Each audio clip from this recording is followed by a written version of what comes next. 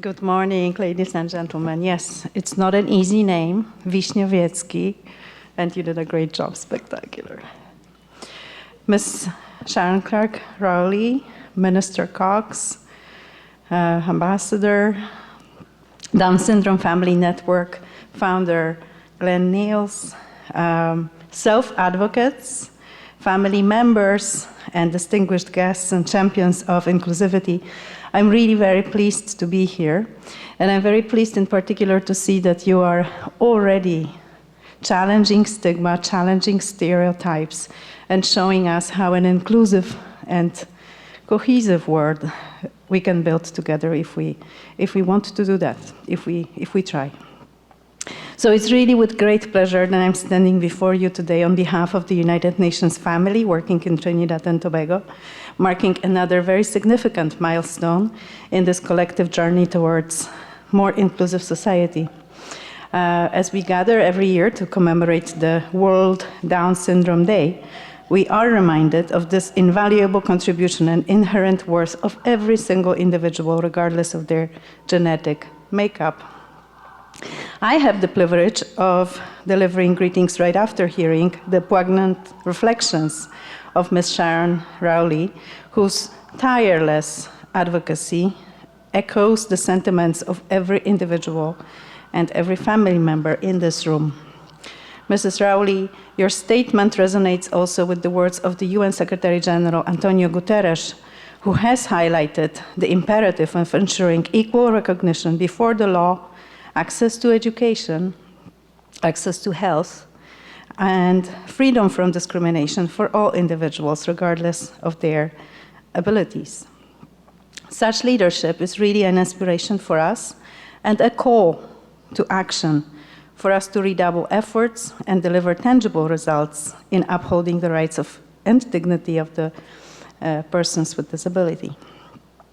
As we take stock of the progress made thus far, we should also keep our eyes focused on the journey that lies ahead. Despite strides made in raising awareness and advocating for the rights of persons with disabilities, and Down syndrome in particular, stigma and prejudice persist.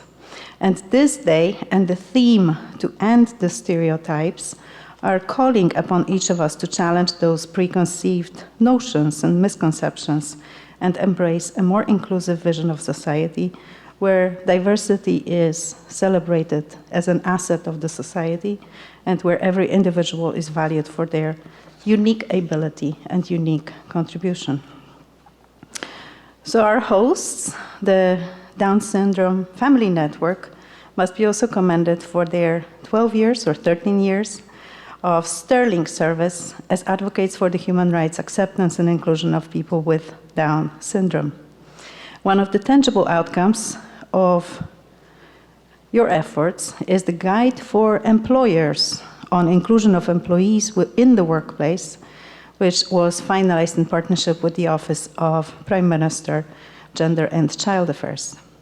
And I quote from this guide, which is providing advice to employers, and it says, "Keep in mind that we all are more alike than different. Although individuals with Down syndrome have an intellectual disability, each of them has their own personality, strengths, and weaknesses as well." On the UN side, it is important to mention that last year, the Human Rights Committee of the United Nations, working in Geneva, has considered the 5th periodic report of Trinidad and Tobago on implementation of the International Covenant on Civic and Political Rights. And there, the committee, amongst others, has welcomed ratification by the state of the Convention on the Rights of Persons with Disabilities, which took place in 2015.